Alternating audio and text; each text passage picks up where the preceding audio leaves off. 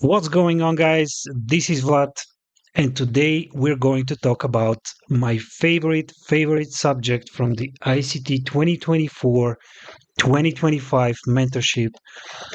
And you guessed it, it's the first presented fair value gap.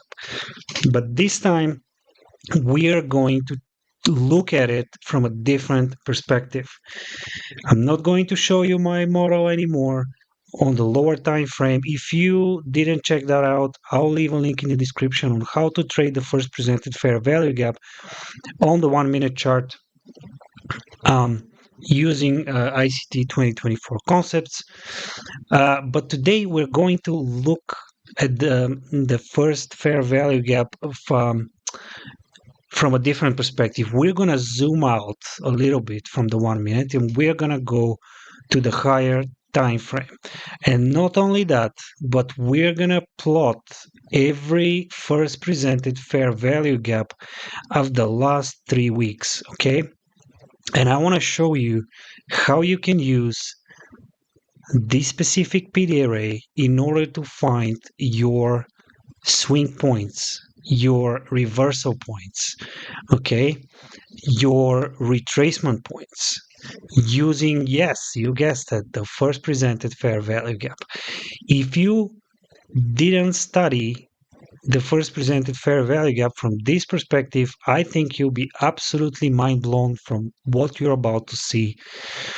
ICT touched on it in one of his lectures in the 2024 mentorship. He never actually taught that, but he mentioned that we should go on the charts and study this. And as a dedicated ICT student, that's exactly what I did. I went on my charts and I studied the first presented fair value gaps, the past gaps, all the gaps during the week. You have to zoom out and see for yourself how they printed and what happened in between them. And here am I today to show you exactly what I mean, okay? Let's put some lipstick on the chart and see the power of the first presented fair value gaps, guys. Okay, ready for it? We're going to start from the first week of April. As you can see, we are on the 15-minute chart of the micro Nasdaq continuous contract.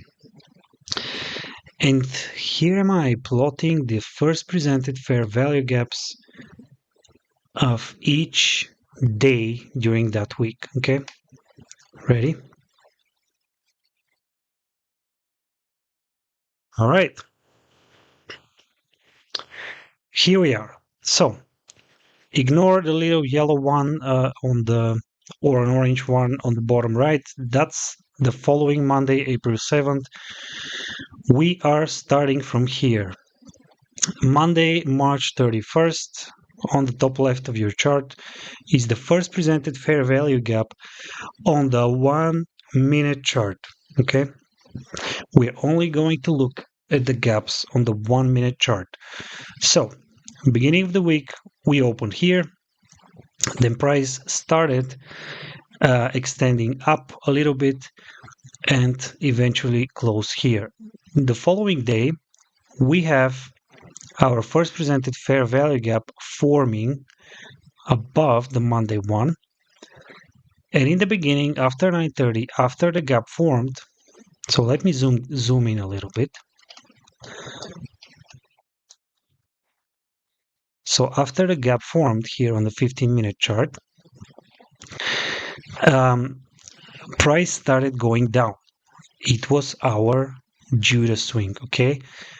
What is this? What is price reaching for? Okay, if you studied ICT long enough, you immediately see, your eye will immediately see this fair value gap. And you're right, we did reach for it, okay? We absolutely did. It is a displacement from previous day PM session. That's typical algorithmic price action where we retrace into an inefficiency of the previous PM session, or relative equal highs, relative equal lows of the previous session. So here you have your relative equal lows between Asia and the pre-market at 7:30. Okay, we swept that.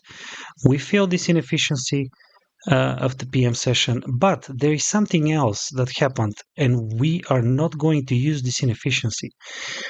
What happened is, after we printed the first presented fair value gap on Tuesday, price retraced to a very, very specific level, and in order to find that level, we're going to take our fib and we're going to plot the fib from the high of the Monday first presented fair value gap, so from here, to the low of the Tuesday first presented fair value gap on the 1 minute chart. Okay, here. See, the low of Tuesday, the high of Monday. And I'm sure you're absolutely blown away because this candle stopped right at this level to the tick. Okay, you see how the bodies stay above the midpoint, and then that is your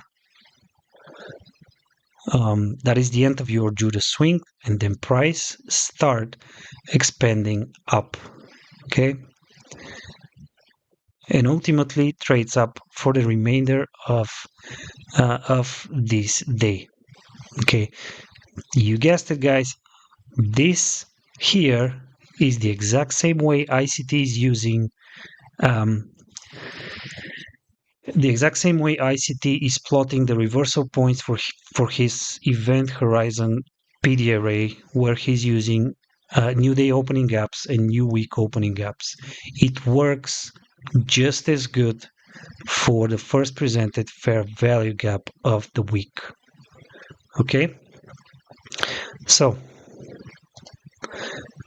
moving on, let's see what happened for the remainder of the week. And by the way, if you are to put also the quadrants, you'll discover other beautiful things here. Let me see.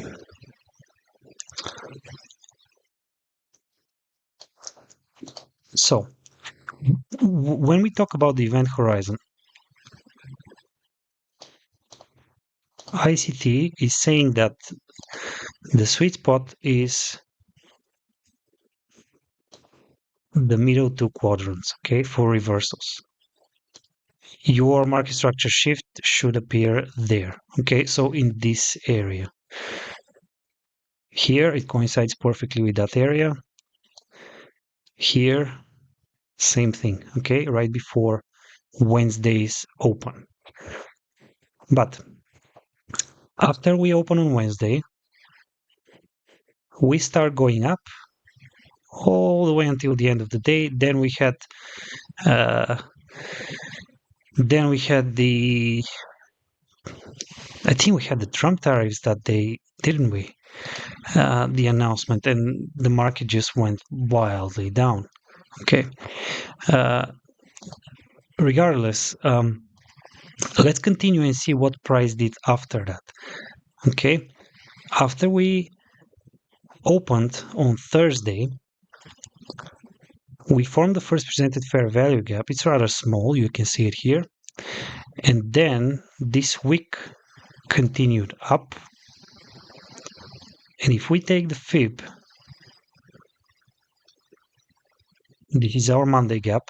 So we traded through it, we opened below it, then we traded above to it again. So we rejected it once, twice, 3 times. And then we went down, okay, during London.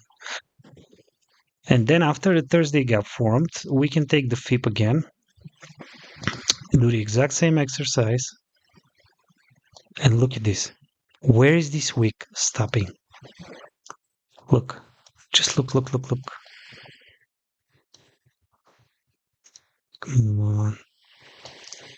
Let me calibrate that a little bit. Okay. Look at this wick. It's stopping right at the midpoint. Guys, It's algorithmic. It absolutely is. And you can tell me, yes, we are stopping in this inefficiency of London, and you'll be right. You will be absolutely right. But look at that, man. That thing is to the tick. It's so perfect. It can be more perfect than that, right? Yeah, it's beautiful. I'm sure your mind is now exploding within your head. Okay. Anyway, price then goes down, and we eventually, after we open here on Friday, we close down. Uh, price then on Sunday works here a little bit at the bottom, right before it was right before it started reversing up. Okay.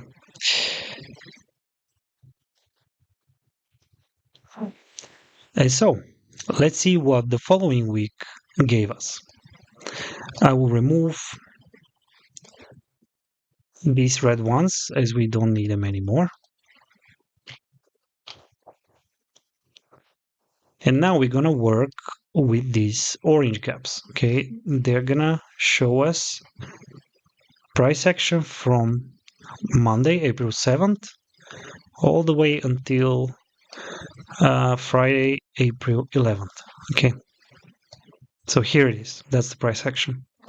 That's the weekly range. Okay. After we open on Monday, there was really wild price action. You're well familiar with that.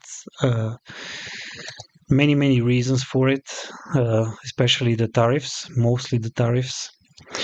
But let's see what price did. We have the gap on Tuesday formed here. We respected it here, fair value gap. See how on a 15-minute there is a CB perfectly overlapping the first presented fair value gap on the 1 minute. Okay. Then price goes down. Back to what? Back to the Monday first presented fair value gap. And then what it does? It displaces up. This displacement here, this is your entry if you are trading my model. Okay. Here, price actually reacted from a rejection block. And also from the first presented fair value gap on Monday. This first inefficiency that forms right after we reject the first presented fair value gap of Monday, this will be your long if you're using my model. Once again, link in the description so you can check that out. But anyway, let's see what price does after that. On Wednesday, we open here, trade below it, and then pop really hard up. Okay. This was, if I'm not mistaken, when Trump announced that he will hold the tariffs for 90 days for some of the countries. So the market, look at that, it popped like 2,000 points. Oh, absolutely crazy. And then it started dropping. Okay, we have the first presented fair value gap of Thursday here. And eventually we reach down to what? That's the Tuesday gap, but we go below it to where? Can you guess what's here? That's price action of Thursday. So on Thursday, if we take again the FIB and we draw it from Wednesday's gap, so from the top of the Wednesday's gap, so that will be around here, all the way to the bottom of the Thursday gap. Okay, so this is Thursday's gap, this is Wednesday's gap. Look at this, the bodies, guys. The bodies stop right at the midpoint. Okay. And you're going to say, oh, we didn't respect the Tuesday first presented fair value gap. We traded through it. Yes, we did. But look at that. This is why ICT is telling you keep your gaps Okay, keep them for a while. He never specifically said for how long, but from what I see, even if you keep last week's gaps, they are relevant. And especially Monday, Wednesday, and Friday. These are your most important gaps. Okay, I'm not gonna go deeper into this one, but these are the most important gaps. Okay, so see here on Thursday we go back and we use Wednesday's gap as reference. See that? The exact reversal point of the day. And look at that. What time is it? It's lunch. 12:15. Here's 12:30. 12:30 is your lunch reversal profile. Okay. Price goes up. Okay. Then on Friday, price drop down 10:15 until 10:30. 10:30 is the morning reversal profile, right? We can do the exact same thing from that gap on Friday to the first presented fair value gap of Tuesday. Look at that. Look at 10:30 respecting. Look at 10:30 respecting the midpoint between these two gaps. This candle stops there to the fucking thick. It can't be more perfect than that. Really. Then price goes up. Okay, and that's what happened at this specific week. So let me remove those and move to last week. Actually, we don't have Friday price action here because it was Good Friday, so this week was shorter. But nevertheless, it gave us some very good similar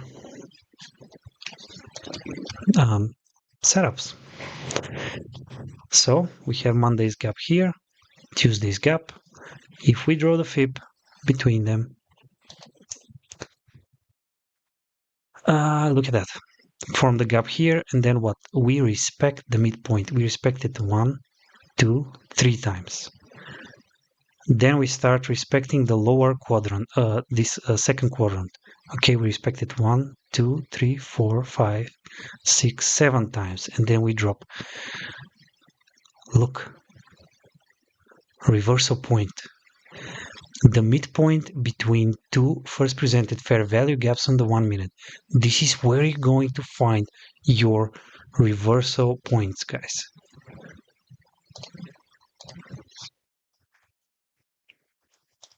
Now, between Tuesday's price action and Wednesday's price action, actually this swing formed below the Wednesday gap formed, so you cannot use that. Unfortunately, we can still put the fib just to see that price respected the lower quadrant. Okay, here it respected the lower quadrant, so also something to keep in mind and study. And then after we form the Friday gap,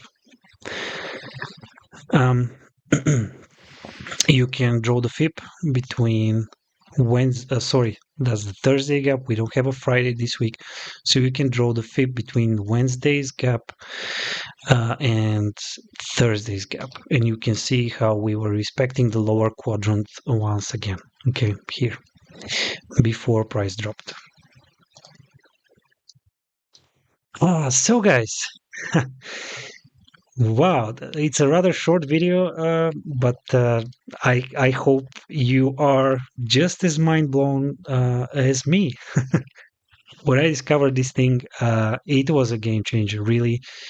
You can literally see the reversal points, the intra-week reversal points or swing points, where they're going to form, when is price going to start going in the opposite direction, how further up is going to retrace or further down, depending on the weekly profile.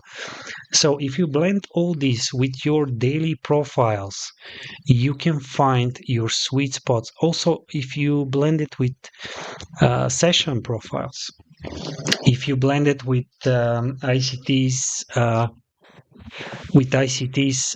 one setup for life, uh, all these things, they give you like a roadmap, uh, like a roadmap to where your setups will form. So if doesn't matter what you're trading fair value gaps, you're trading breakers, you are trading rejection blocks or inversion fair value gaps or whatever, these setups, they will form at these specific points with very, very high probability. Okay, as you can see, it's not going to happen every single day. Sometimes you're not going to be able to recognize it. Sometimes it's not going to retrace. But if you pay attention and catch 2 of these setups per week, then what more do you want? This is literally your one shot, one kill setup right here for the week, to catch the weekly range, the entire weekly range. If you catch it here from the midpoint, see, that's like 1,000 points of weekly range on the way down. I know it's not so easy to catch. It needs some practice, but I'm telling you where these things will form. Okay. Anyway, guys, that was, I'm sure, pretty shocking for some of you. Maybe some of you studied these things and it's nothing new. But I thought it's worth sharing. Nobody talks about it online. At least I never saw anybody talks about this. And I think it's absolutely mind-blowing. And it's criminal that nobody talks about this, okay? Anyway, guys, this is something for you to study. Go on your charts, backtest it week by week, and let me know what you find out. This same thing, I'm just giving you a hint, you can use it for the monthly range as well, with a few tweaks. You don't need every single gap in order to arrive at the monthly reversal points. But that's a subject for another video. Okay, I'll touch on that in a future one.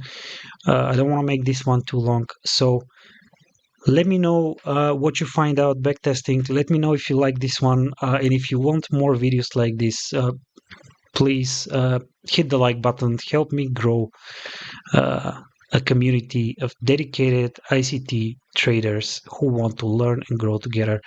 If you're new around here, hit the subscribe button and I'll catch you in the next video. Bye, guys.